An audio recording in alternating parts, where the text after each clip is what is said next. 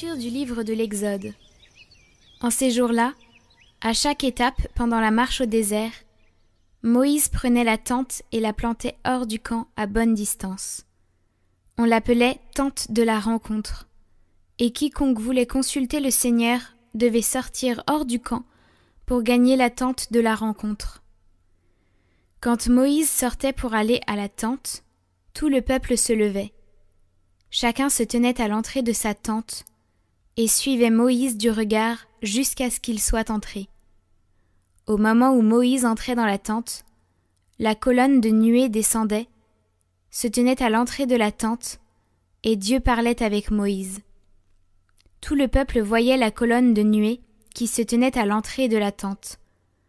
Tous se levaient et se prosternaient, chacun devant sa tente. Le Seigneur parlait avec Moïse face à face, comme on parle d'homme à homme. Puis Moïse retournait dans le camp, mais son auxiliaire, le jeune Josué, fils de Nun, ne quittait pas l'intérieur de la tente. Le Seigneur proclama lui-même son nom qui est le Seigneur.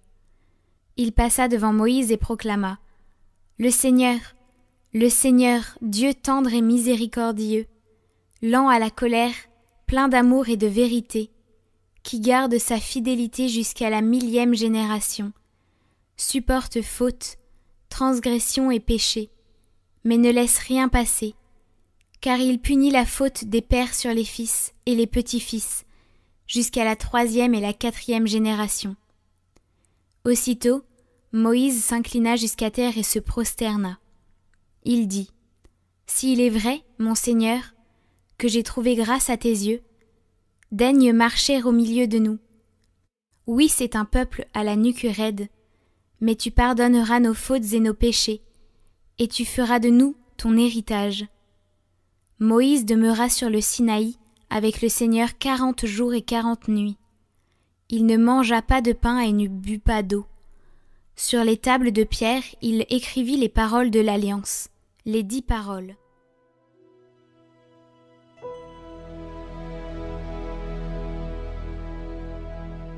Le Seigneur est tendresse et pitié. Le Seigneur fait œuvre de justice. Il défend le droit des opprimés.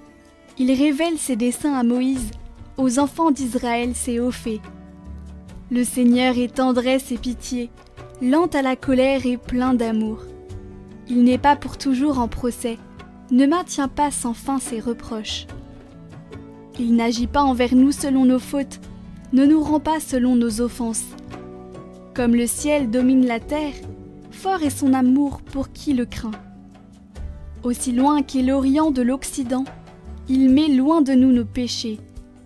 Comme la tendresse du Père pour ses fils, la tendresse du Seigneur pour qui le craint.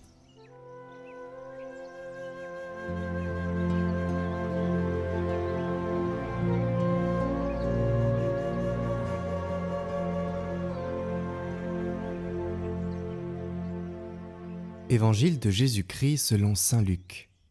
En ce temps-là, Jésus entra dans un village. Une femme nommée Marthe le reçut. Elle avait une sœur appelée Marie, qui, s'étant assise aux pieds du Seigneur, écoutait sa parole.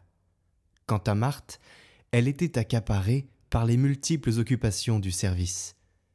Elle intervint et dit : « Seigneur, cela ne te fait rien, que ma sœur m'ait laissé faire seule le service ?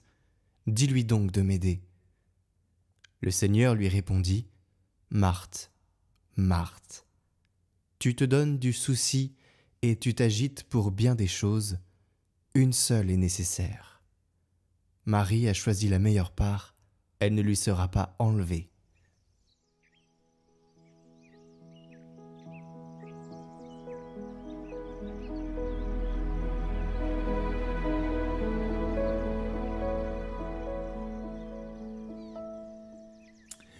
Nous faisons mémoire aujourd'hui de Marthe, Marie et Lazare, un petit trio. C'est intéressant parce que c'est peut-être une petite famille qui n'est pas tout à fait dans un modèle traditionnel.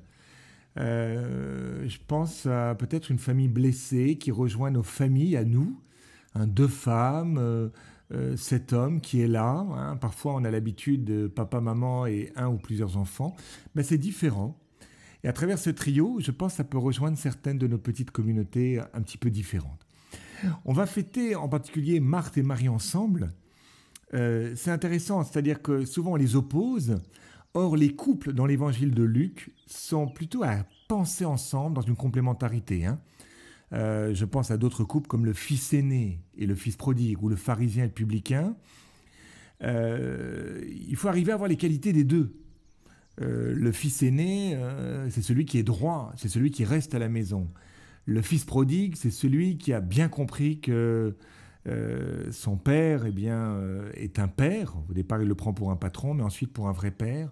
Le pharisien et le publicain, c'est aussi beau parce qu'un pharisien, il jeûne, il est fidèle à la loi.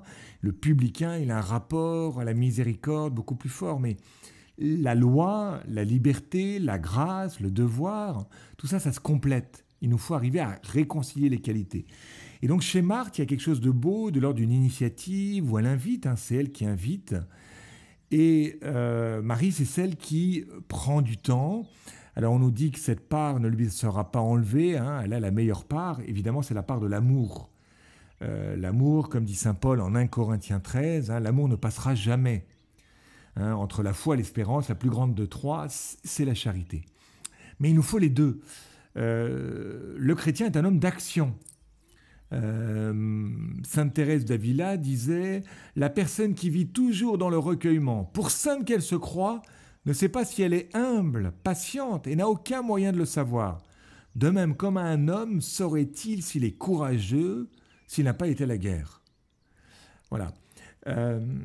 Donc, l'action, montre-moi tes œuvres et je te dirai la qualité de ta prière aussi. Bon. Une Thérèse de l'Enfant Jésus, c'est une femme de prière, mais c'est une femme qui agit. Quand elle va prier pour Pranzini, elle va faire dire une messe, elle veut faire des petits sacrifices, elle est beaucoup dans l'action. Bon. Le Christ, je rappelle, est une personne réelle qui a le désir d'être aimée. Quand Marie est au pied du Seigneur, eh bien, elle est aussi dans l'action. Elle accueille l'amour de Dieu qui veut se répandre. Et c'est toute la plainte de Parel Monial où le Christ dit ben voilà, j'ai cet amour comme comprimé en moi et j'ai personne à qui le donner. Ou plus exactement, ceux qui le reçoivent sont des cœurs qui me sont dans la gratitude, qui sont je ne reçois de la plupart que des ingratitudes par leurs irrévérences et leurs sacrilèges. Donc, peut-être aujourd'hui, demandons d'avoir cette qualité de Marie et de Marthe, Marthe avec l'action, et puis essayons de ne pas avoir les défauts des deux, en quelque sorte. Le défaut, ça pourrait être le défaut de l'agitation, évidemment, et puis le défaut de Marie, c'est peut-être de ne pas avoir aidé concrètement sa sœur, pourquoi pas. Elle aurait pu très bien dire à Jésus, écoute, je te laisse là quelques minutes, je vais aider ma sœur, mais avant que ma sœur me le demande. Vous voyez, bon, on peut imaginer des défauts chez l'un et chez l'autre et des qualités chez l'un et chez l'autre.